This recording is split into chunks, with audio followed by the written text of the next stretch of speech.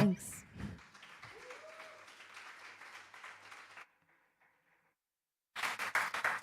Thank you, Kati, for this wonderful introduction to this evening. We are still working on setting up our YouTube live stream. It's working. Yes, Andrea is saying it's working. Amazing. Awesome. It's a lot of tech stuff always with Tint because we're not just here, but we're really all over the globe. But let me get to that in a second. So first of all, hello, everyone. I'm Lisa. I'm the editor-in-chief and the founder of Tint. And it's really great to be here again and to do such a reading again. Tint Journal, as most of you will probably know, is the literary journal for writers who write in their second language in English. And we've now been around for about 5 years. We've published 9 issues, and here's a call announcement because we're currently still open for submissions for our 10th issue, which will come out in September this year. So if you're a writer yourself, you write in English as a second language, there's an open call poster right at the entrance. Please take it out. So we've been around for quite a bit now, and our readings really just give us a chance to connect with the writers that we publish. It's really great that you also came out. Thank you for coming out. And my first welcome also goes, of course, to every writer who's going to participate today. So these are Matthew Choi, Andrea Färber, Caroline Kuba, Adriana Oniță, and we also have an open list guest. So we invite someone who's not yet been published with Tint. And this time it's Laura Irouschek. So welcome, all of you. Wonderful to have you here and that you've decided to come out tonight too. Okay, so I think let's just get right into it. So I have the wonderful honor to introduce Caroline Kuba, actually for the second time. You can already come up. She's already with Tint for the second time. So last year we met at the Stern Festival back in the Austrian Sculpture Park, where we did a Tint Journal reading stage, and I already had the pleasure to welcome her as part of our ESL crowd up there. Caro is an artist, poet, and performer, sometimes all simultaneously, from Vienna. Her work has won multiple awards and has been published by the Frankfurt Book Fair and others.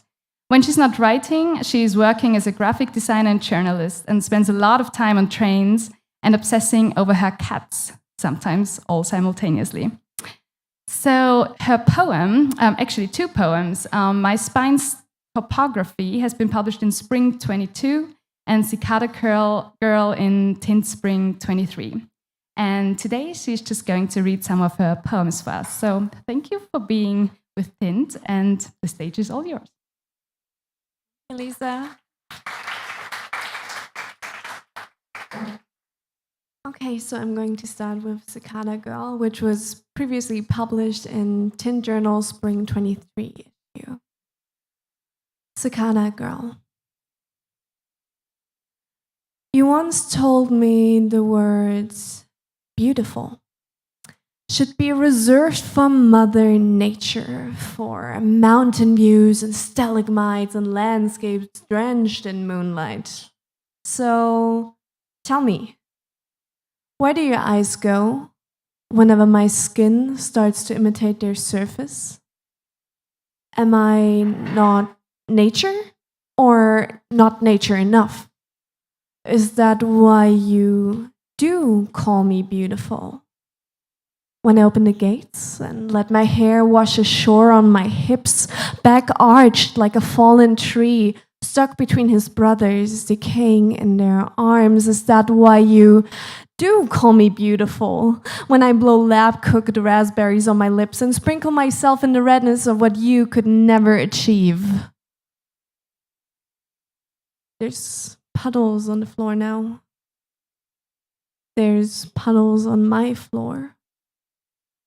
Soaking the pillow I made for you to rest upon, to me to watch you wither away, leaving the stench of artificial oranges unmoving until one day I'd hear cicadas start to chirp within my kitchen sink.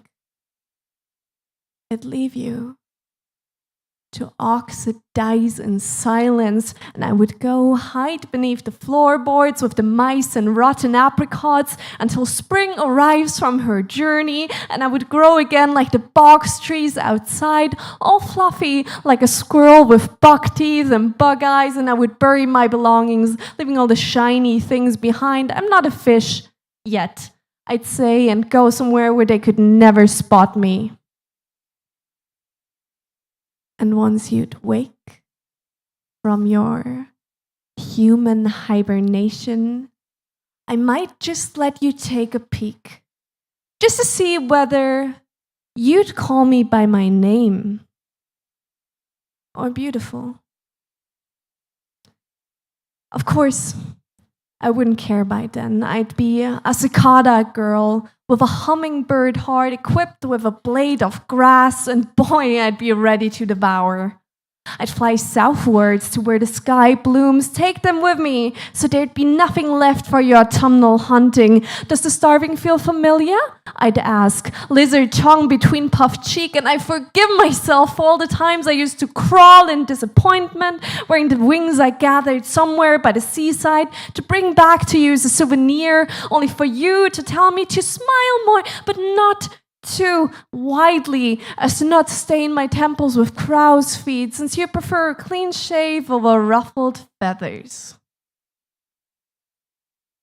I will not care. I'll be a cicada girl with a hummingbird heart, too busy detonating the city to sing the song of longing for handsome boys that tell girls they're pretty. Because beautiful, it is reserved for nature, isn't it?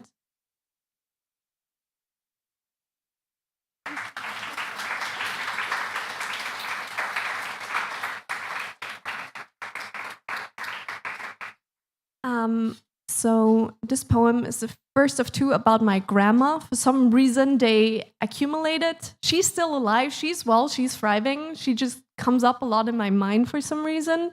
And this poem was published in the Universe 2023 anthology, which is available at Fakultas.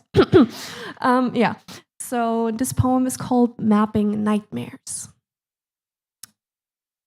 Eating fruit from the first will turn you into little birds, my grandma used to say, while scratching the rumbling belly of the orange cat draped across her lap. Strategically placed, startling me and my sisters, busy lacing our hair with ripstop ribbon and what else we could find between cushions and cupboards. It was always like that, like she was living in a world full of wonder, introducing us to the parts we could not seem to see, to the parts that, according to her, could most definitely see us though. Through mossy lashes, lurking just beneath the surface with long fingers still dripping from the last child that dared play too close to the riverbank's edge. Through keyholes and open windows. If we forgot to lock the door and seal the glasses, once dawn started to drape her silver skirt across the mountain's bridges. Through cracking lids and fireplaces, with soaring hands like soaring voices. You can hear them if you listen close enough. Me and my sisters quietly assembled around the ingelnock like a tiny red-cheeked coven. Shh! Don't say that word too loudly. Me and my sisters. My grandmother. Weaving a net of ghost stories to catch her thoughts from slipping into throwing rocks and climbing trees with words like prayers and tiny little pinky promises. Though, sometimes they managed to escape. Like when we went to war against the trees, draped in the finest curtain armor we can find, equipped with strong and sturdy branches as our weapons. We could not yet see the irony in that. Me and my sisters, with hammering hearts, so focused on her task that we can barely hear her voice over the sound of war, shrill like a banshee from the balcony. It was not superstition, stitched into her deepened frown when we did not scrape our dinner plates until they squeaked. She did not fear the bad weather. It was another kind of storm we conjured, rolling like thunder over the lands, wiping out what could not hide at the count of 3. My grandmother was no woodland girl.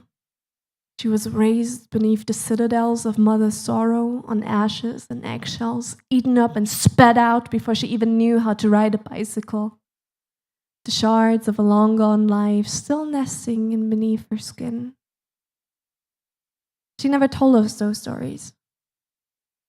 Only later, when the pictures from the books we read in class began to be replaced by names and numbers, we begin to puzzle it together, slowly coding the monsters to the memories. My grandmother, ripped out by the roots, but blooming anyways, blooming despite it all. Lacing our minds with ghost stories, watering us with spit, split lips, blowing blessings behind our little children's ears with every word, every story, fueled with a protection spell. Shh. I know. Collaging a passepartout of nightmares to draw a line from me and my sisters between us and the water and the forest and herself, shielding us from the true heat of her fever dream, only singing us to sleep with the tiniest flame's lullaby, hoping some of her words would leave edges in our mind to stumble upon every once in a while and remember. My grandmother, or grandma, drew us a map. A scary one for sure, but a map that was a love letter after all.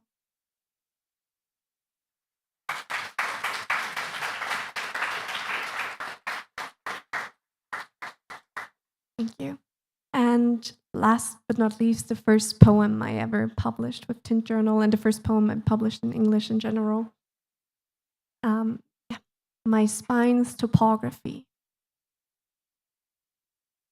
There's sea glass on the walls of my family's cabin in the mountains, inherited from my grandma, living deep in the glacier-glazed woods. She still sets out the dishes a former lover from the Seine served her in the morning on a tablet by the Seine. Her skin, cracked like a Spanish mosaic, tan from the sun that changes its light from coast to coast. But her mind still wide awake, clear, rich and nurtured, well-wandered and certain of its step. Decades spent tightrope walking the meridians while mapping the freckles of the skin she brushed along her way, leaving familiar faces wherever the rain falls, the ink-blotched letters still reversing the flow of time, whispering their limerick into my ear, dripping like dew from her spiderweb lips, leaving me longing for tongues that twist so different from mine, telling me to breach out of my coldness like swamplet on the streets so bewilderingly unknown that I can hardly differentiate their letters from their sketchwork. Foreign figures teaching me how to paint self-portraits. Brotherhood of blood and blisters with scars like friendship bracelets. My spine, forever straightened by the hands I've held before, for hearing their echo in my bones, gives me roots, gives me water, gives me the chance to sprout a crown, to rise far enough to see above the surface, to see above myself.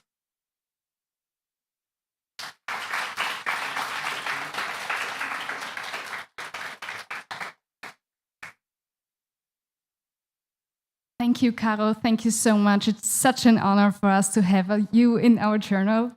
Really cool. All right.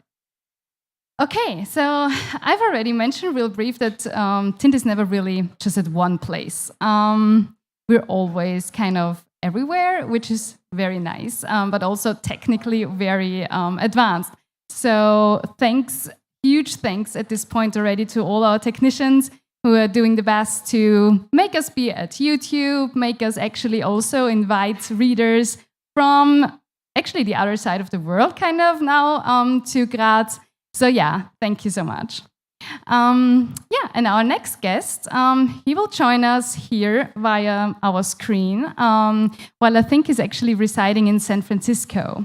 So please still put your hands together because he can also see you.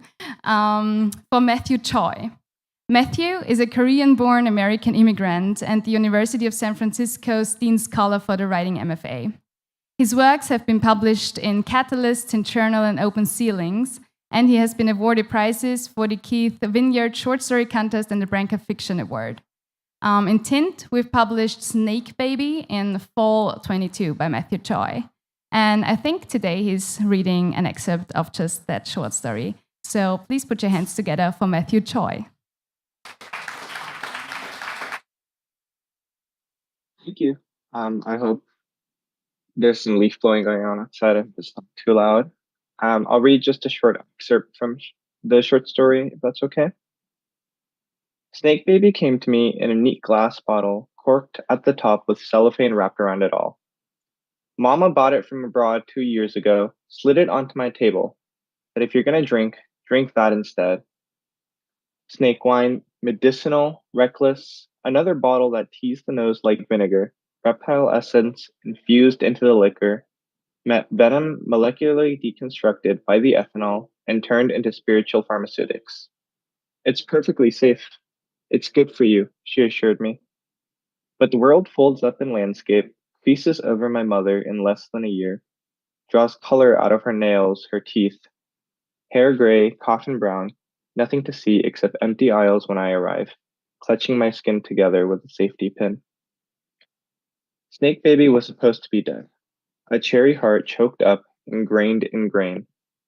That's all it was at first, just the heart soaked in spice, but when I empty the bottle, it sours my tongue, embitters me as it washes down. Numbness injects into my feet as I climb up the stairs, step after step. I lay down in my bed after. It's all I can manage after the funeral, and as unconsciousness kidnaps me, another heart beats with mine, 2 imprints above the bed sheets, a life inside my own. I cry, and my pillow goes cold against my ear. I am turned into stone to be skipped over mild waters. I dream that I am liquid in a bottle, that I am shapeless, that I hold inside me anything at all. The next morning brings motion. Snake Baby isn't afraid to kick, flex its dorsal fins around concrete bone, slide slick in between my ribcage and pantomime compressions. When I stare at myself in the mirror, I can't see it. I know it's filling in the empty space between my organs, but my body looks as it always has. Skinny, 5'10", arms thinning to bone with no trace of snake. I close my eyes and I envision my entrails. The pattern of scales imprinted in blood, a plasma-coated serpent circumnavigating my body. Closing my eyes tighter, I turn off the lights and let the fan go quiet.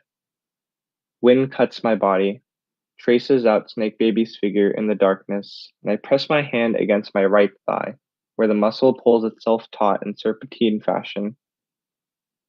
Its shape materializes in my palms, and I trace it down to my knee, reading the curved vertebrae like braille. I speak to it. You're a snake baby living inside me. It responds in combat.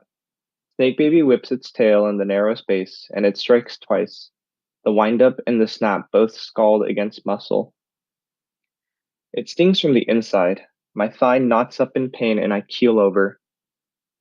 Inhale, exhale, let my vision clear. My leg loosens, aftershock starting from quads and moving over my calves, tensing at the shins. Snake Baby wraps around my shin and walks me into the shower, heaving one paralyzed foot than the next. Oh, children, I think. Snake Baby likes the steam, cozies up in the heat. To its disappointment, I regain control, lift myself up and out of the tub. I gotta get to work, my Snake Baby.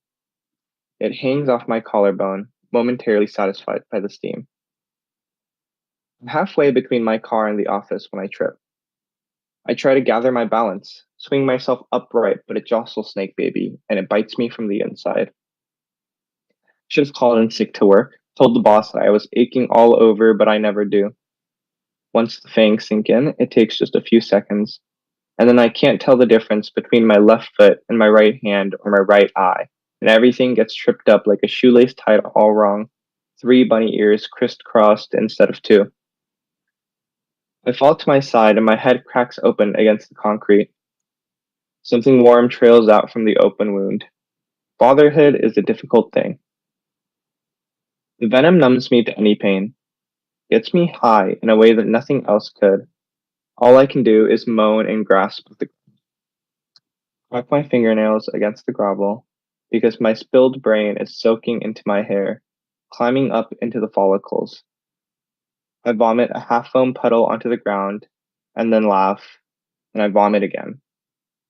It wafts up from the cement like cola, like red wine, like diesel smoke on the highway. Someone sits me up and calls security. The next steps all happen concurrently, like still lifes pasted onto one scrapbook page. Bargain price knitting of hospital sheets scratches my back as one of the EMTs picks me up, a puddle of my brain crusty between my fingers. I feel the cold night air before I even leave, see the hospital lights glaring above me when I face the ground. Scoop some of my brain up, pour it back into my head with a funnel. You can't let me leave without it, I tell them. Put my two hands together in prayer, but they shake their hands no. It's just blood. What's your name? They ask. The talking one holds my neck up on his palms while the other one stands above me, shining sun into my eyes. The one with the palms, he looks like a tuskless elephant. Snake Baby decides to exercise then, its body desperate to separate my flesh from skin and devour this elephant whole, to go one way then the other, trace the blue vessels transporting my blood with its whole body, to get lost in the steam and try to tear its way out, rip open the skin at the seams, squeeze out between the pores. The light sanitizes me, slaps me awake as the pain takes over the high, and when they ask me what my name is, I tell them there's a snake inside me, but they repeat themselves, so I say my name is Ames, and the whole time, Snake Baby keeps on moving around, rearranging my nerves and muscles. I want to move my left leg, but Snake Baby has disconnected that part, paralyzed it internally. Everything else is a tangled mess of actions. Movement is quizzical and impractical, my limbs sparking wired cords unplugged from their sockets. Snake Baby calms down a bit, scared of the light. Never meant trouble, so it coils up around my small intestine, says sorry through a dance along the anatomy, says it'll keep its mouth shut, fangs sheathed. Snake Baby's not such a bad guy. I just messed up, I tell them. Tripped a little bit, fell back onto old concrete. Snake Baby, why'd you do that? I ask. Snake Baby, why can't you just use your words? Snake Baby responds by curling up onto itself into a sailor's knot. It wraps its tail around its stomach and falls over. By the time we reach the hospital, the emergency room, the high has faded into muted grace. My head pounds and threatens to split, pressure building at the wound, ready to blow like steam gasping out of a pipe. Snake Baby is asleep. Has been since we reached the hospital. I tell the physician in front of me one last time that there's a Snake Baby inside of me. I lift my shirt up and point to the left of my belly button, where one of the kidneys should be, I think, and ask him to feel it. Take his fingers into my own and poke them against the fat. His fingers are cold and dry, wrapped up in a latex glove. He tells me he doesn't feel anything, but I insist. I persevere. I ask him to cut me open. Let me have your scalpel, I ask, if you're not going to do much about it. He asks me what I've had to drink. Any drugs in my system, and I say no, doc. Of course not, doc. But he says he can smell it through the mask. Don't you lie to me. You call me a liar? I ask him, and he says absolutely. I'm absolutely saying you're lying. I need you to tell me how much you've had. Alcohol and anesthetics don't mix, he adds. Haven't had anything to drink. Got some venom in me, though, I respond. He lets out a sigh like frost from a freezer, smoke falling loose from his lips. What kind of venom, he asks, though I haven't thought about it until now. What kind of snake are you, Snake Baby? You a king cobra? You're too small. Your length sits snug between my elbow and my forearm. You're no bigger than my hand stretched from end to end. You know, I tell the doc, and he gets mad. He storms off, kicks up color as he walks away, leaves me all alone in the waiting room. Across from me, a woman with a bulging belly stares at the space where the position used to be. I point at her, point at my own belly, tell her I get it. It's a pain, this one, and she just nods at me. Snake Baby coils around my heart in embarrassment, like a hose tangled around its reel. What are you gonna name it? I ask her. She looks away, averts her eyes like she's ashamed of me. Maybe she is. I ask her again, and this time she shifts toward me. She takes me in, dissects me cell by cell. This autopsy hurts almost as much as when Snake Baby bites. Her, she says, emphasizing the pronoun. Name is Eve. Pretty name, I think. My mama named me Ames, I say. Supposed to be French for friend. That's a delightful name, she says. And she believes it. A smile slips out, creasing the skin at the corner of her mouth. Sorry for talking so much, I say. She nods and turns away. The two of us are silent now. Hey, Snake Baby? Its tail stands tall and wraps on my shoulder like a solicitor on his last house, tired and wary of shut doors. I love you. I'll love you till my heart runs out. Snake Baby's tongue flickers in response, and I stop to think about how nice it would be if Snake Baby could talk to me and I could talk back. We talk about the way we met, cradle the words between us and share them, taking turns dipping into language. It takes a few moments for me to be released from the hospital. I say bye to the nice lady, and she nods at me, waves me goodbye. Everything's worn off now, and all that's left is a tired me. I find my way home past closed eyes. I take another shower, rinsing the vomit and blood off of myself. I don't crack anything, they told me, just a little bit of blood. Nothing that the antibiotics wouldn't take care of. Laying in bed, I imagine Snake Baby sitting on my kidneys now, rolled up like scotch tape waiting to be pulled apart. Snake Baby, I need you more than I need myself. It disagrees and shifts, and I stand up to walk to the bathroom but pause when I see the bottle and its ragged cellophane label on my nightstand. And I know this is wrong, but I hold its neck and choke it out, and I slip its open lips onto mine, scouring its throat for a trace of life or being, waiting for sand to rise in an hourglass, waiting for a corpse to rise from its coffin to remind me of medicine, of love, to teach me how to rear Snake Baby so it will not find itself buried in grain liquor in the next life.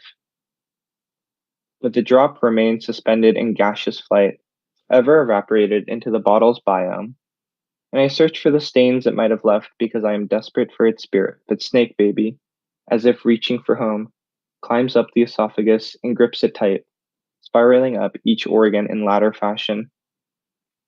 I curl over in pain as it reaches the stomach and the bile follows, pulled up by the tight knot of its body. Clutching my mouth, I throw the bottle to the floor and run to the bathroom. Everything comes loose, and the lights exhale above me, door ajar to allow in air, and I gasp and gasp and gasp, but Snake Baby never lets go. So I go again as the faucet stares down at me in stoic judgment, and my eyes look up at me against the water, begging for more. The breathing comes late, and night has already swung into motion. Outside, a boy calls for someone, has tripped and bruised himself. This crying mixes into the air until I am unable to discern it from my own breathing, the controlled rhythm of exhalation and expulsion that dictates my life or death on this tiled floor. You there, Snake Baby? I ask. It sits in my skull, searching for a dark corner to curl into so it can fall into a deep and anxious slumber. Thank you.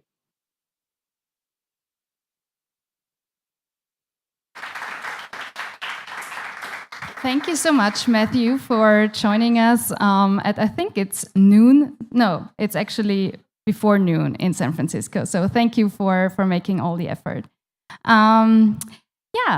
This brings me to our open list guest for tonight. So as I already said, every time at Tinted Tales, we also invite a writer who has not yet been published in Tint to perform at our event.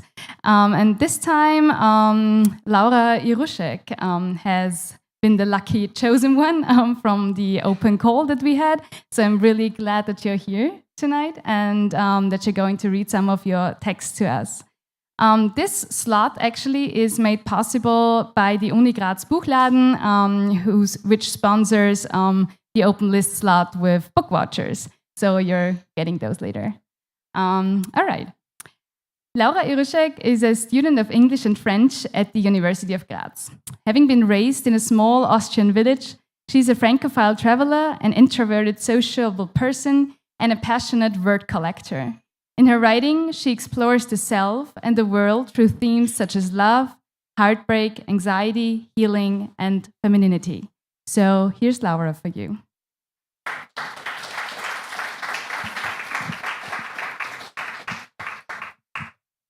Thank you, Lisa.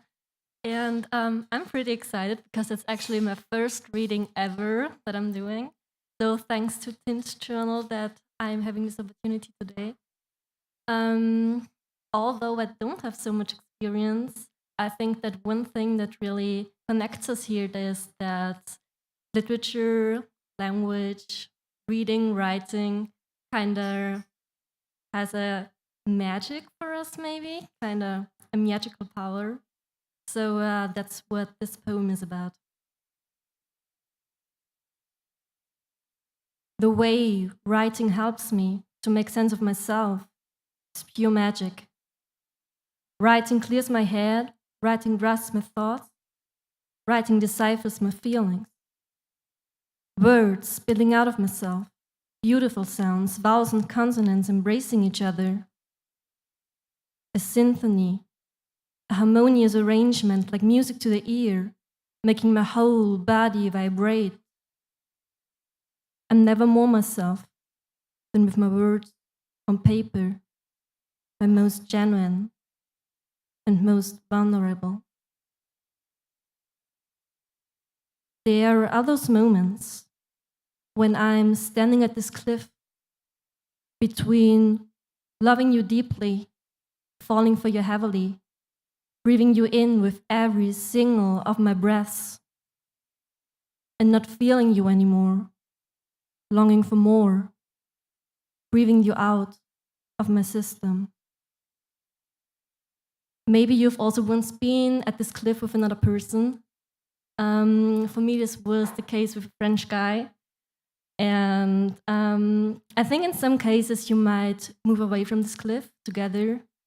But I think in other cases, one of you might jump down off this cliff and leave the other one behind to find something new. And when this happened to me, this was when I wrote the following lines. So here's my poem called Dancing Next to You. You said you needed time to recover. Mais ouais, on va faire une petite pause. How can you be so hurt when you have hurt me so many times before? I guess, however, the fall was unexpected and hard, bruising you, leaving marks in all colors. You believed I'd dance with you when you would like to dance with me. Say the word, and I'll pirouette, turning again and again. Did I make the wrong choice by finally abandoning you on the dance floor? Leaving you standing there with your arms longing to hold me, but still feeling that we weren't dancing in the same rhythm to the same music on the same stage made me question our consonants. The moment you thought you wanted to sway with me and you stepped up to ask me for a dance, I accepted because I felt so at ease and secure in your arms. We danced swing, samba, salsa and tango, waltz, contemporary and ballet, but somehow the harmony faded with the number of times you had let me fall. So this time I let you fall, and at your fall I'm falling too, crying heavily, adding bruises to the ones still left from the falls before. Je t'aime toujours. But if you're not sure you're moving in harmony, how should you keep on dancing? Je t'aime toujours. But if you're not sure the hard practice is worth it, how should you keep on dancing? Je t'aime toujours. But if you're not sure you're having the same in dance in mind, tell me, how should you keep on dancing? So now we are dancing solo. You are dancing disco, and I'm dancing pole. And I'm starting to wonder, is it possible to still move on the same dance floor, cheering us on, helping us up, letting a very special spotlight shine on each other, on this dance floor of our lives? Not as partners, dancing tightly, but as artists, dancing next to each other. Thank you.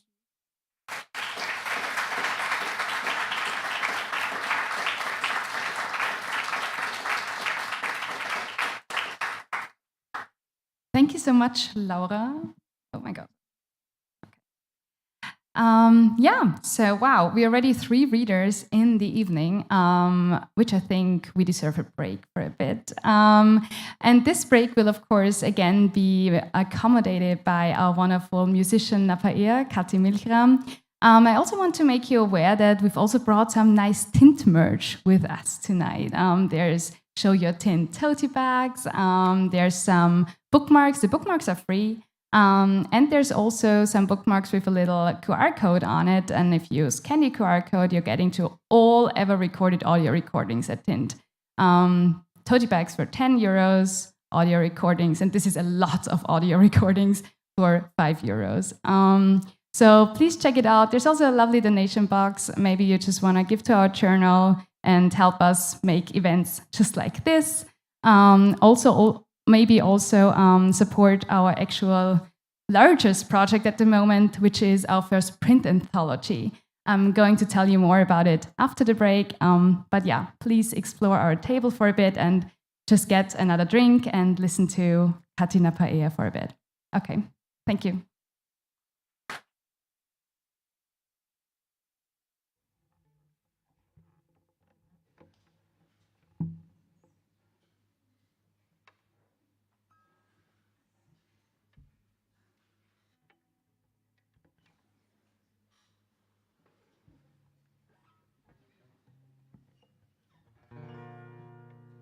Hi there again.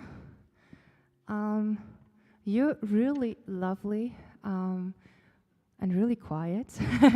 That is so nice. But still feel free to grab a drink during the break while I'm playing a sad song for you.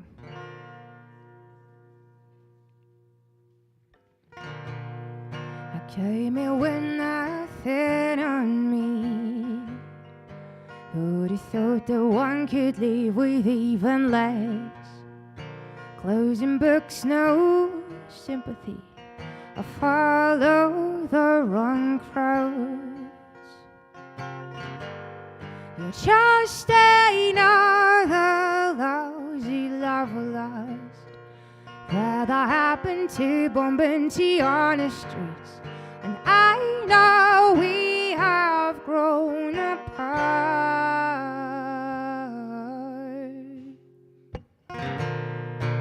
Oh, the sea, you killing me. I know April gets pretty, but the sea, you killing me. Oh, the sea, you killing me. I know April gets pretty, but the sea, you killing me.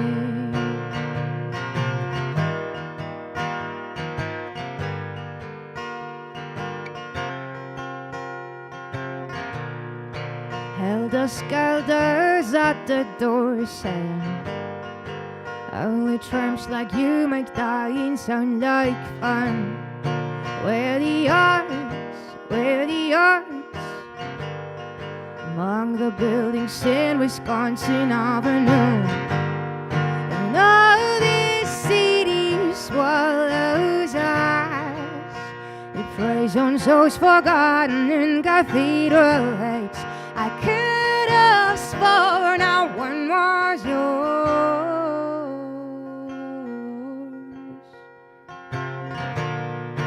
Oh, the sea, you killing me. I know April gets pretty, but the sea, you killing me. Oh, the sea, you killing me. I know April gets pretty, but the sea, you killing me.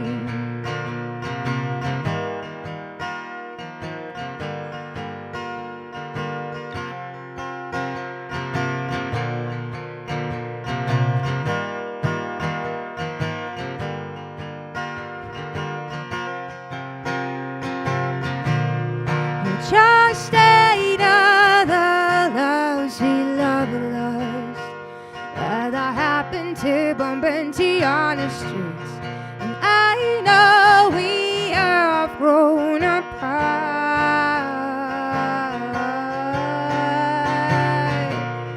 I came here with nothing on me. Who'd have thought that one could leave with even less? Oh, the sea, you're killing me. I know April gets pretty, but the sea, you're killing me. Oh, the sea, you're killing me. I know April gets pretty, but the sea, you're killing me, killing me, killing me.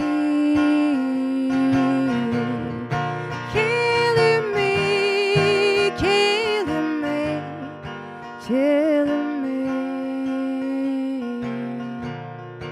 Oh, the sea, you're killing me. I know April gets pretty, but the sea, you're killing me. Oh, the sea, you're killing me. I know April gets pretty, but the sea, you're killing. Thank you.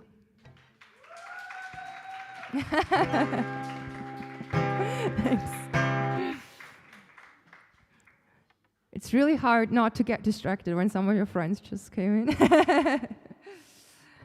Okay, I have another song for you until the reading goes on. And it's a new one. It's called Future Tense.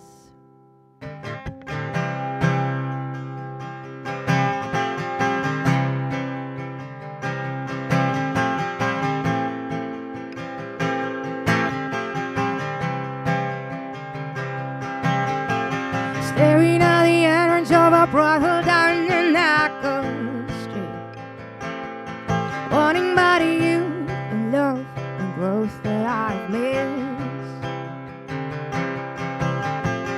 There ain't no reason I'm not able to be playing it cool. The words run fast, my tongue, my anger can't be stopped. Still I am amazed we got from there to here when everything started out right.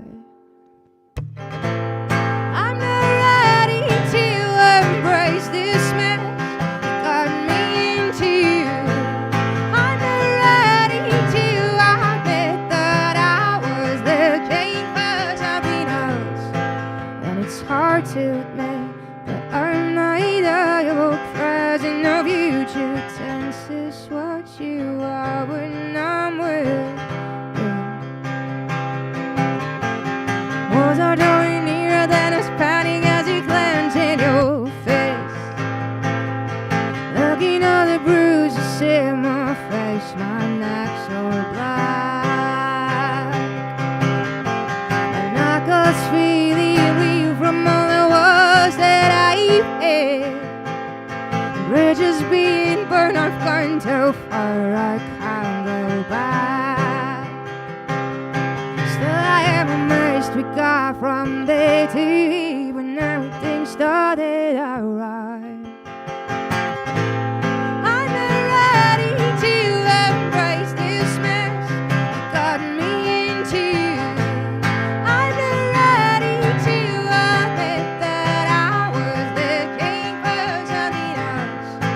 And it's hard to admit that I'm neither your present or future tense is what you are when I'm with you. Oh, still I am amazed we got from right. I'm not ready to embrace this mess you got me into. I'm not ready to admit that I was looking for something else. And it's hard to admit that I'm neither your present or future tense is what you are when I'm with. Tense is what you are when I'm with. Tense is what you are when I'm with. Tense is what you are. Thanks.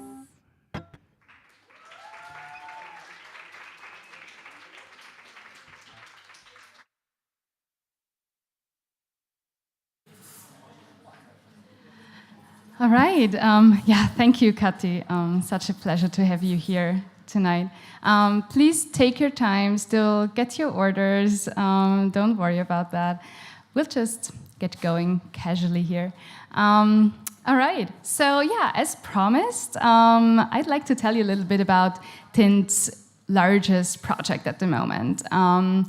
So we're around now for 5 years, and you know, there's this 5, 10, maybe then 20, 25. So there's a lot of anniversaries that you can do starting at 5. And we decided, yes, we're going to do that, absolutely. Because for a volunteer-run literary magazine, 5 years already quite a huge step. So yeah, we're celebrating, and what better way to celebrate literature than with a book?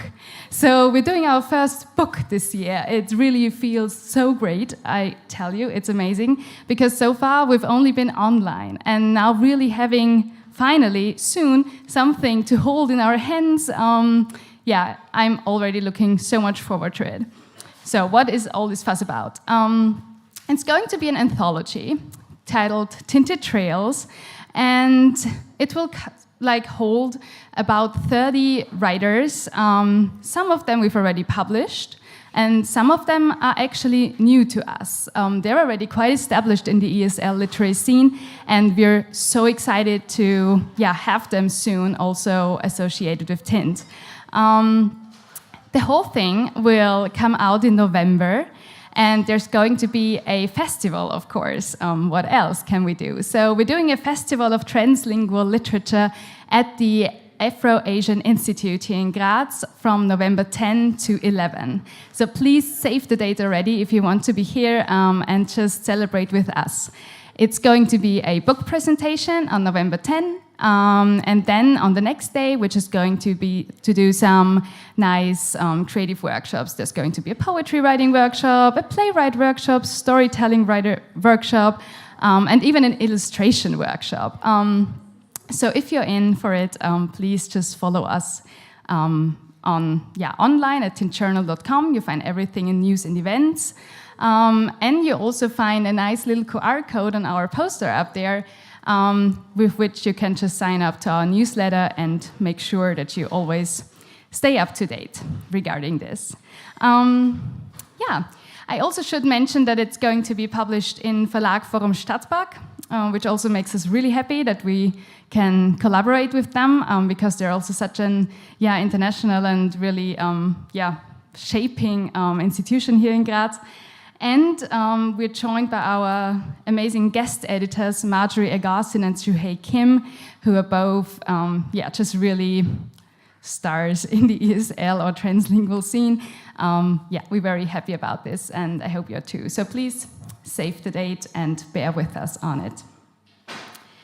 Okay, then I think we can move on with our reading. I hope that the coffee machine or whatever will not interfere with it too much. We'll just try to keep it low here, because our next guest will again join us online. Her name is Adriana Oniță. She's a poet, artist, educator, and researcher with a PhD in language education, writing, and teaching in multiple languages.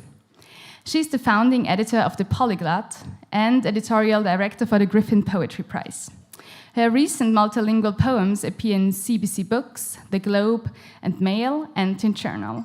And she has published 2 chapbooks, Misremembered Proverbs in Above Ground Press, which is forthcoming this year, and Conjugated Light by Glass Buffalo, which was published in 2019. Adriana lives between Edmonton and Sicily. And her poem Kuminte has been published by us in our latest issue in spring 23. Please put your hands together for some of the multilingual poems by Adriana Oniță.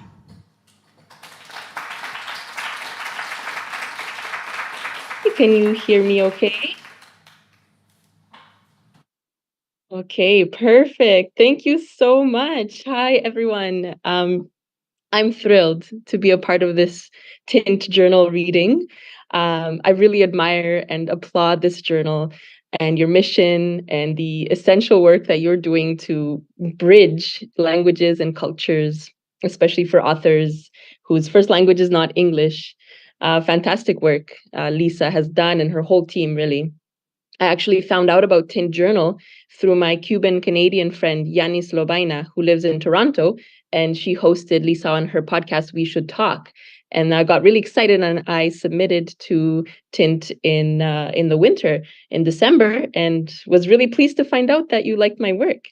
So right now, my physical body may be in Canada, in a city called Amisquachi Waskahikan, in the local indigenous Cree or Nehio language. And you may also know it as Edmonton in the province of Alberta. So, but my cyborg body, my ethereal, poetic body is now with you in Graz, Austria. So I love this. I love this international reading because I live with 1 foot in Edmonton and 1 foot in Sicily. But I was born in Romania, and that's still where my suflet, my soul, resides. But I also left a piece of my soul probably in Granada, in España. I'm married to someone from Montevideo, Uruguay. Now we have a son, 4-month-old, and we're attempting to teach him multiple languages at once. So in my creative writing, in my poems and my essays, I write in English, Spanish, French, and Italian, often, and Romanian, sorry, my mother tongue, often combining all of these at once in the same text, even. And I loved hearing some of that today. Really appreciate that too. So the poems I will share with you today particularly move between English and Romanian, and they all attempt to translate interesting words and proverbs from my mother tongue. So I'm going to begin with the poem Cuminte, published in Tint Journal this spring, 2023, with a special thanks to Lisa Chantal and Ashish Dwivedi and John Salimbene for choosing this work. It will also be included in the new Tint anthology of Tinted Tales that Lisa just talked about. So I'm very grateful for that opportunity as well. For a bit of cultural context, cuminte, the word, is it's a very interesting Romanian word. Just a show of hands there. Does anyone know Romanian in the room? Just because I can see you. I can see the audience. No? Nobody? Okay, well, that's fine. Cuminte is a Romanian word that's not really translatable, perfectly into English. But when Romanian parents urge their kids to be cuminte, it can mean be good, be quiet, be kind, be careful, be polite, be obedient, be smart, and so on. So it has multiple meanings. And I wrote this poem for my son, Rafael Mihai, returning to that original root of the word, ku minte, with mind, to remind him of how we will always be connected with our minds. And in part of this poem, I reflect on the sweet time in Sicily where I had no idea I was pregnant with Rafael. So here goes. Cuminte. I carry you, Rafael, like I carry drafts of poesie and româna și spaniolă, like I carry grief, dor, rugăciuni. You've carried me across livezi de vișini, lilac groves, grotte, fields of eu, to become noi. For you, I doesn't exist. Noi suntem noi. We are new to this surrender. We enter the ravine alone, împreună. We gather bouquets of creeping bellflower, yellow toadflax, tufted vetch. Even when I thought I was I fost cu mine, I fost cu minte. Cu minte, with my mind, like when we painted those crooked trees and sang while biking to Torre Sibiliana. You were a pomegranate seed. Să fii cu minte. First time you go into a ravine alone, don't even tell me. trust our hemispheres. The way out of the lilac grove is through Livada de Vicini. Thank you, thank you. It's weird because I can't hear you, but I can see you. So before Rafael was born, I wrote more poems for him, and I added it to a little book that I made for him with pieces of advice and wisdom from different people and paintings and things. And so one of the little poems I wrote, it's only I think it's about 6 lines long. And it's based on a Romanian proverb, apa trece, pietrele rămân, which means water flows and rocks remain. Apa trece, pietrele rămân. Câteodată vei fi apa. Câteodată pietrele. At times you flow. At times you remain rock on riverbed, eroded, smooth, still. So it's a nice little one. I personally love short poems. So I hope, when he gets this book and he gets to see all of the little words of advice from different people in different languages, I hope that he'll enjoy that. I'm reflecting a lot on childhood now, naturally, and what that means. Another tiny, tiny poem I wrote is called It Takes a Forest, because in my latest work, I try to not only muse on Romanian proverbs, but also make up my own proverbs. And sometimes I don't realize which are the real proverbs and which are the ones that I made up. So that's why my latest chapbook, it's coming out this year through Above Ground Press in Canada. It's called Misremembered Proverbs, just because of this idea. I'm not sure if I made them up. This one I'm pretty sure I made up. And it takes the English proverb of it takes a village. We always say that about children, it takes a village to raise a child. But the poem is called It Takes a Forest, and it's 4 lines long. Un copac nu faci pădure, dar cu 2 copaci strâmbi faci o copilărie.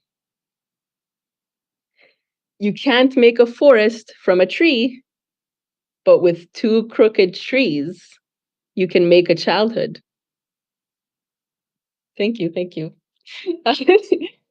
Those 2 crooked trees are me and Martin, my husband. We hope to give him a good childhood, full of trees. Anyways, I'm very excited, as you can tell, to be a mom now. And I'm reflecting a lot on how I'd like to parent, how I'd like to help Rafael move through this world and really support his own freedom, his own choices, his own liberation, his play, his work, whatever he wants to do. I realize a lot of the wisdom I would like to pass on to him comes from my mother tongue of Romanian and all of the embedded sort of wisdom in that language. And so the next poem I want to read for you is called Hărnicie, and it was shortlisted in Canada for the CBC Poetry Prize. It's kind of like a national prize, and I was really shocked that it was shortlisted along with a couple other poems, because usually my bilingual poetry gets a ton of rejections because journals, beside Tint and a few others, don't really know what to do with languages that are not English, let's say. So I was very pleased that Hărnicie was recognized by the judges in 2021. Hărnicie, I love this word. It grounds me. It's the idea of working in a different way. Hărnicie is not about being productive, hustling, burning out, and glorifying that you never rest, like we often do. I don't know what it's like in Austria, but in Canada, we often do that, We were like, oh, we're so busy, we never rest. Ha ha ha. Hărnicie is about creating things with your hands and really being diligent about your craft and staying committed to this daily practice. So this is Hărnicie. Mama tries to translate it on the phone. Harnica means you're vrednică, you're pricepută. îndemânatică, dibace. You work with spor, muncești cu râvnă, lucrezi cu zel. Mom, I need to explain it to someone who doesn't understand Romanian. It's like rigor, but less brute. Diligence without strife. Ponos, but less toil. More awe than vigor, more precise than play. The muscle of craft. Hărnicie is unobserved. Imagine pivnica, a full cellar in winter. Making things with your hands all day. Imagine not having to prove or perform. When light arrives, you have already been working for hours. You become your work. Hărnicia întrece arta. It surpasses even art. Yeah. Thank you. It's a little bit awkward not getting the immediate feedback. But yeah, I love this idea of hărnicie surpassing art. I really interpret it as that importance of the daily commitment and that ritual of creating things unobserved, like without, like, say, posting it on Instagram, which of course I tend to do, but doing it for yourself. And hărnicie, I think, could be relevant to any important work, really, like your well-being or allyship, or the work, that Lisa and her team are doing, like in publishing or teaching, or being a good friend or family member, citizen, really. So writing a poem, hărnicie was one of the first poems that I ever wrote about, Romanian so-called untranslatable words and proverbs. And it really made me realize that there are words in my mother tongue I cannot forget. And as you notice, I use English as a carrier language in these poems, even though I include Romanian. And yeah, some people have problems with that. So the last poem I'm going to read for you is a poem called Pălăvrăgeală, another fun Romanian word. Try saying that out loud on your end over there. Pălăvrăgeală. It's really fun. Pălăvrăgeală. And this is a collection, a verbatim collection. So I literally just took things that people said without editing it at all, regarding my bilingual poems. These are comments from fellow writers or editors or publishers, even some mentors and teachers that often mean well, like they mean well, but it does not always come across, let's say it can come across ignorant towards other languages. So, pălăvrăgeală. It could just be me, but I find that the Romanian loses the reader. I was thrown off. It's not just you. Completely checked out after that middle stanza that's all in Romanian. If there were fewer Romanian words sprinkled throughout, it would be totally fine. For example, it makes sense for these nouns to be in Romanian, but the verbs and the adverbs should be changed back to English. Wait, shouldn't the Romanian words appear in italics? Maybe italics would make it easier to skip over them. Why aren't there footnotes, or a translation, or a glossary? Not translating the Romanian seems arrogant. Personally, I would want my writing to be understood. If Romanian was a well-known language like Spanish, you could probably get away with this much code switching. Goals to create dissonance and ambiguity. Where is the intimacy, accessibility, clarity? I actually like that I don't know the Romanian parts. I love to hear and see the lusciousness of non-English languages.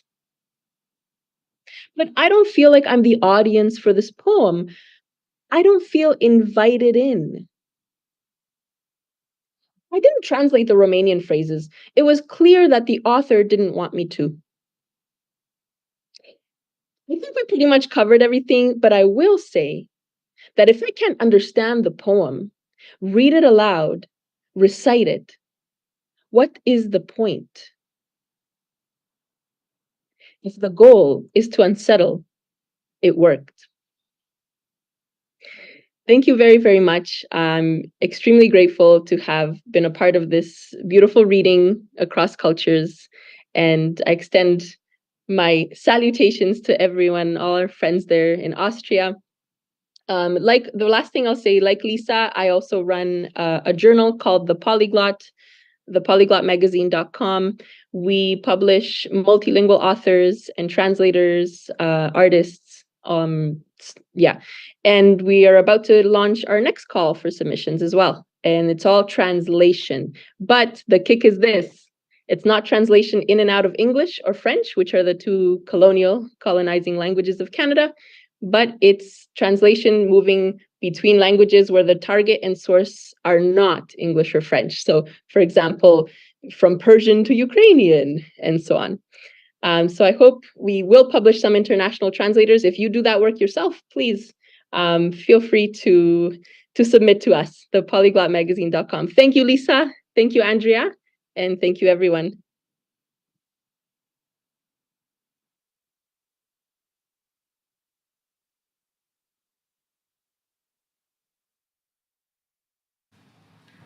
All right. Yeah, thank you so much, Adriana. I think we all enjoyed your visit to us from Edmonton tonight. Yeah, and this actually brings me to our last performing writer for the evening. I have the amazing honor to introduce Andrea Färber to you. She's actually been on the Tint team now for quite a bit. I think also almost since 5 years. So since the second issue came out in which she has been published. And she was like, yeah, I just want to join your team. And here we are. We've actually been the board of Tint together for at least 3 years, yeah. So it's really great that I can also introduce her to you tonight, and that you have the chance to listen to one of her texts. You also find her story before and after on Tint Journal, which came out in spring 2019 already. Andrea Färber is a PhD candidate of English and American Studies at the University of Graz. She researches literature with a particular interest in the representation of climate change in relation to the modern human world. When she does not have her nose in the book for her studies, she works for Tint Journal as assistant editor and social media manager. So put your hands together for Andrea.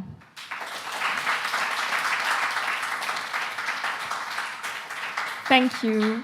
Well, I'm closing out the event today, so this is quite a pressure going after all these amazing people already, but I will do my best to do you guys justice. This short story, am I standing wrong again? I'm sorry. The thing is, I always let Lisa moderate these things, so I can just sit in the back and do the social media for it, where I feel a lot more comfortable. But I hope you can hear me all right now. So this short story is titled The Plot. What are you plotting? Mark asks, taking a seat on the dirty plastic chair that croaks under his weight. He puts down a paper plate with 2 sausages, a dollop of mustard, and a piece of bread on it. The other man sighs in annoyance. He pulls the brim of his black baseball cap further down to shield his eyes and stops scrawling into his leather-bound notebook. You're not supposed to talk to me in public. Mark laughs, burly shoulders shaking, the sausage he's now holding wobbling between his fingers and coating them with grease. Don't be paranoid, Steve. No one is paying attention to us. Shh. You're not supposed to call me by my real name in public either. Steve's eyes shift around nervously. Setting the scene. A small square in a big city. Saturday night, 3 in the morning. All shops are closed, but the food stall selling sausages still operates. The queue in front of it is formidable for the time and place. Drunk college students, a couple holding hands and quietly talking to each other, a tired-looking businesswoman with the tie loosened around her neck. A few plastic tables scattered around the stall with mismatched chairs. Crumbs on the tabletops. The night sky is overcast with clouds, reflecting the city lights. Heard your last book tanked. Looks like murder mysteries don't sell all that well these days. Funny, given how everyone loves a good true crime podcast. Maybe that's the problem. You should try writing non-fiction instead. Speckles of chewed food and spit fall from Mark's mouth as he laughs at his own words. Steve forces himself to not grimace in disgust and closes his notebook, resting his left hand on top of it protectively. Thanks for the advice. So, what's your next story about? The main characters. Two men, both in their late 30s. They are acquaintances at best, but have known each other for 2 years already. One is meticulous and shrouded in mystery. The other, happy-go-lucky, but loves his routine. A perfect crime, Steve answers, tapping the back of his black Mont Blanc rollerball against the notebook in a steady rhythm. And the motive? I don't talk about my crimes until they're published. A twinkle in Steve's eyes, hidden by the baseball cap he's wearing. It ruins the surprise. Mark has finished his food by now and wipes his hands on his trousers. There's a bit of mustard stuck to his chin. Will you tell me once it's published? Murder mysteries aren't my thing, so I'm not going to read it. I'll make sure to tell you how the story ends. Steve cocks his head and gestures between the two of them with the pen. What are you doing here anyways?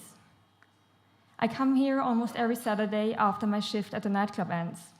Keeping rowdy drunk people in check always gives me an appetite. I'm surprised to see you out here. Since when does the highly esteemed author leave his home unless it's for some award ceremony or fancy gala? Sometimes I lack inspiration. It helps to watch the plebs. Mark huffs a laugh. It's surreal to see you not dressed up and surrounded by all the other snobs. Steve grits his teeth at the remark and scans the surroundings once again.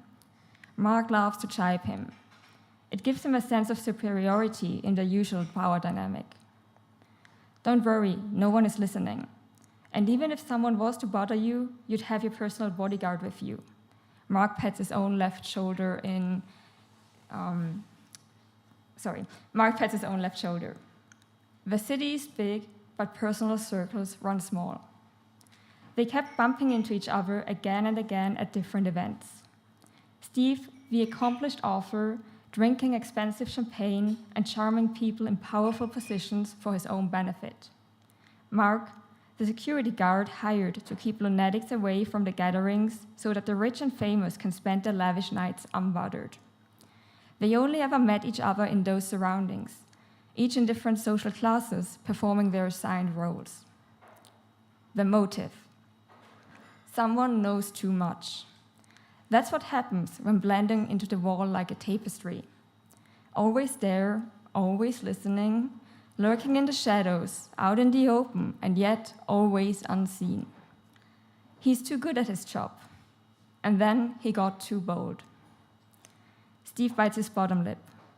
The notebook under the palm of his hand burns him like a block of ice. Do you want a beer? Mark's face lights up. Are you buying?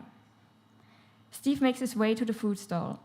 He leaves his pen and notebook at the table and queues up, glancing back at Mark ever so often. The other man is occupied with his smartphone, the bright screen painting his face in a sickly blue hue. Mark isn't paying any attention to him. Steve returns with 2 opened cans of beer and hands Mark the one in his right hand. Perspiration is dripping from the green and white tin cans and coating the palm of his hands. Cheers, mate. You're pretty solid for someone famous after all, even if you're overly paranoid about being spotted with the common folks in public. Steve doesn't reply to that. Instead, he clinks his can against Mark's and takes a big gulp. Mark does the same, his Adam's apple bobbing as he swallows. It's about deception, Steve says. My next book. Deception? How can that be a perfect crime? Mark drinks another mouthful. Oh no, what I'm saying is that you need to be deceptive to pull off the perfect crime. Sounds kind of lame, Mark laughs, before diving into the story of how a minor today tried to persuade him into believing her that she was old enough to enter the club. He finds the story hilarious. It bores Steve almost to death. They drink one more round. It's nearing 4 in the morning. The sun will rise soon. He looks back over at Mark and recognizes the familiar hazy gaze behind his eyes. Sweat is starting to coat his forehead. His speech is getting slurred, his movements uncoordinated. Good. The drugs are kicking in. Mark tries to grab the almost empty can and accidentally knocks it over. The sticky golden liquid spills out. He frowns at it with knitted eyebrows. I think you've had enough, Steve notes amused. He gets up and helps Mark out of his seat. Mark is considerably bigger, but Steve is strong. He guides the other away, making sure once more that no one pays attention to one friend helping another drunk friend out. Mark stumbles along, disoriented. You know, the plot of this novel is about a security guard who knows too much and thinks he can blackmail people in power, Steve tells him nonchalantly when they step into a hidden alley. He can see that Mark understands what he's saying. The cogs are turning in his head until it clicks, and then a look of horror dawns on his face. He tries to struggle against Steve's hold to no avail. The drugs have made him lose function over his mobility. What? Steve leans in closer with a sly smile on his lips. What's that? I can understand what you're saying. What are you doing? It takes Mark 8 seconds to slur out a sentence. Oh, what I'm doing? Steve's grip tightens around Mark's arm hard enough to leave bruises. I'm finishing the story. You said it yourself. People love a good non-fiction murder mystery. Thank you.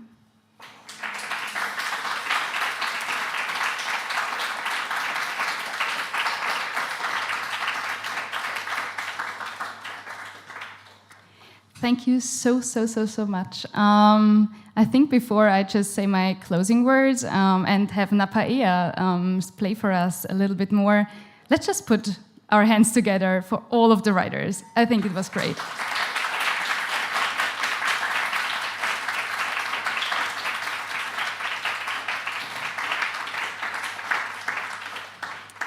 Cool. Thank you. Thank you all. Thanks also for coming out, of course. Both, of course, you here at Ducks in Graz, and also thanks to our guests on YouTube who've been following this whole event online from I think, various places. I'm already excited to look at the live stream later. You can also watch it, actually, if you want to come back to a poem or something. You just go to youtube.com/tintjournal. And you'll find not just this reading there, but also all our past readings, and actually also some of our authors reading their texts in individual clips. So please check out our YouTube channel too.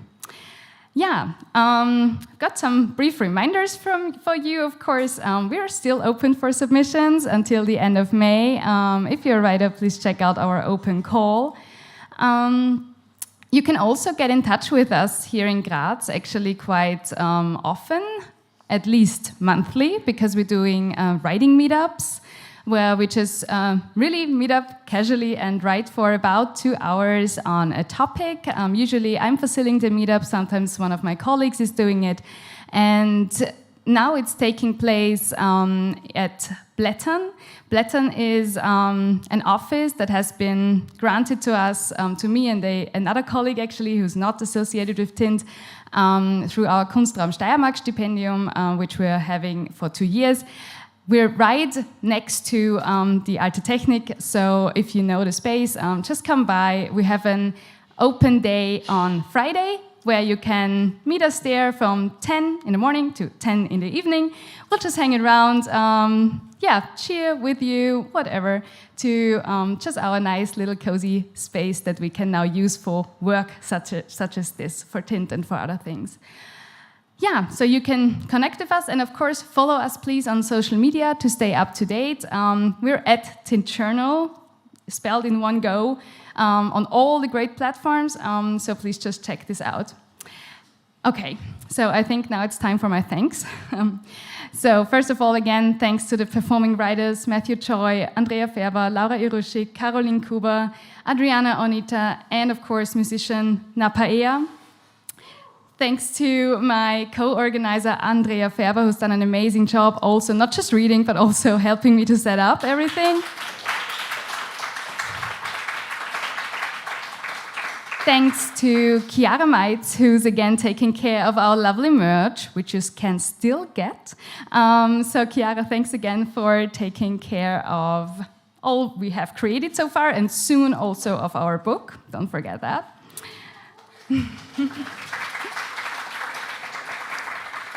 Yeah, thanks again for the amazing tech, Ronnie, Sarita, and Marcel.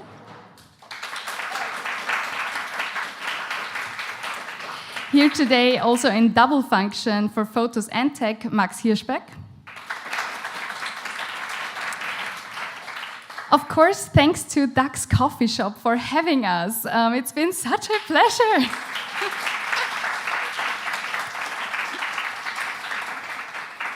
Yeah, also to our supporters, of course, Land Steiermark Kultur, Stadt Graz Kultur, ÖH, Uni Graz, and Uni Buchladen Graz.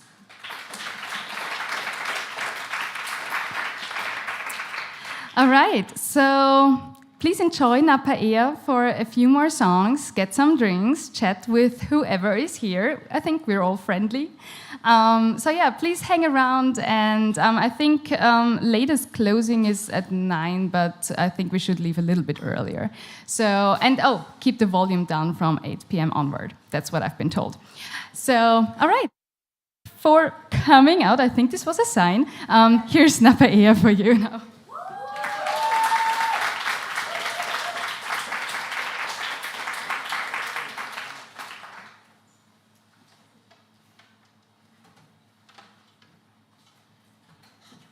Hello again. Thanks everyone for sharing your writings with us. It was really lovely watching you perform tonight.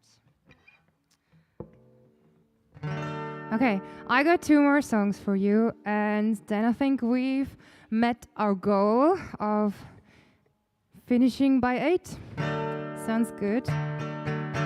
Okay, this is a song about a bank robbery.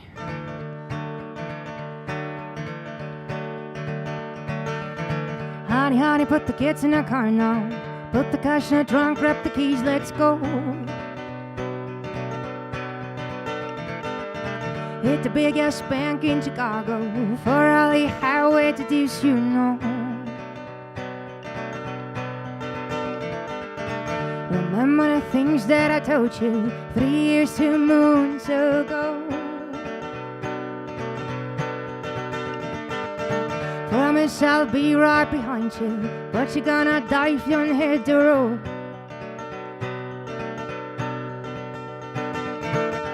Keep your lights down, keep your lights down, love. Wear your hair down, whichever way you go, and I'll meet you in Idaho.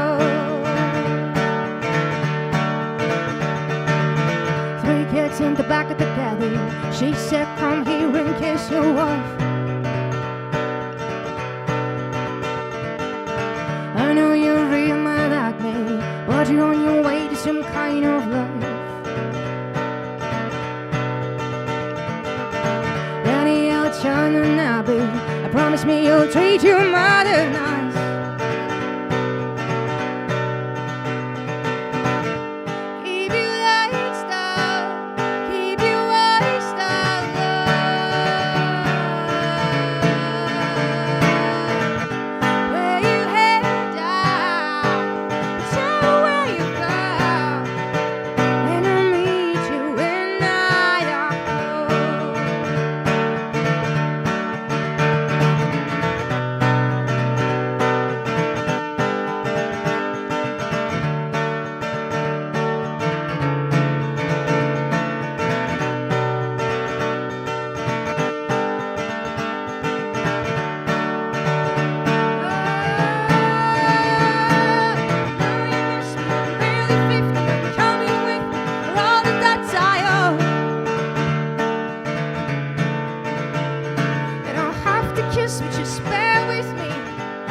be back tonight. And I know you miss me, I'm barely 50, I'm coming with me around at that time.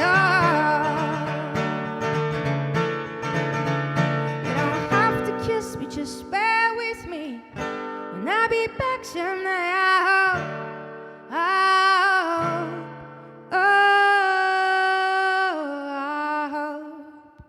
Thank you very much.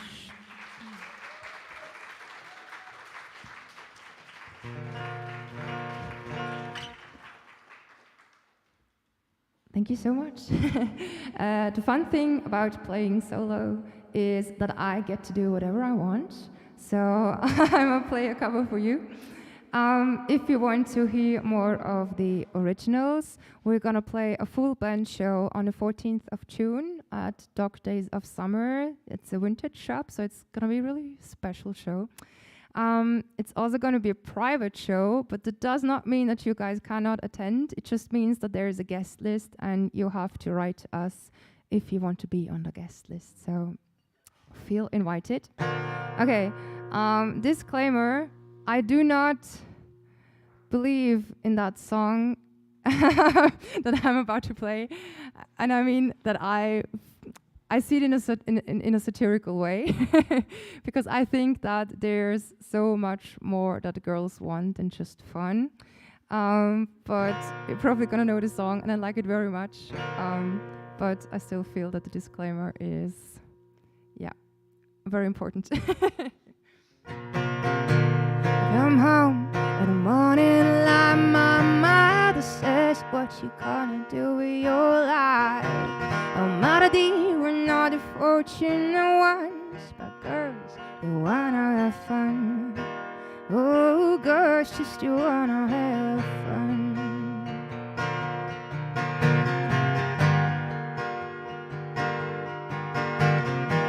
The phone rings in the middle of the night, my daddy yells, when you gonna live your life right? Oh, daddy dear, you know you're still number one, but girls, they wanna have fun. Oh, girls just wanna have, that's all they really want, some fun. When the working day is done, oh, girls, they wanna have fun. Oh, girls just wanna have fun.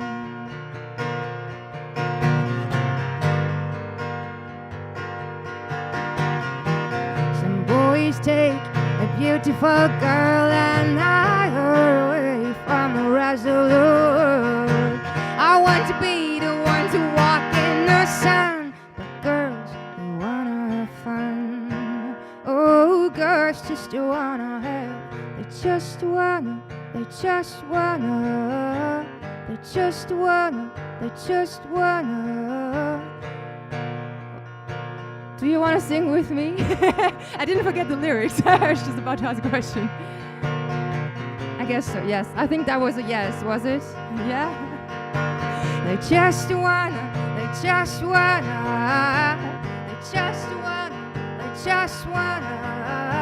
And I think it's possible that we can all sing a bit louder, because by 8 we have to be quiet, but it's before 8, so we can be loud now, okay? They just wanna, they just wanna, they just wanna, they just wanna, they just wanna, they just wanna, they just wanna, they just wanna, girls, girls just wanna have fun, yeah. Oh, girls just wanna have fun. Thank you so much. Have a lovely evening.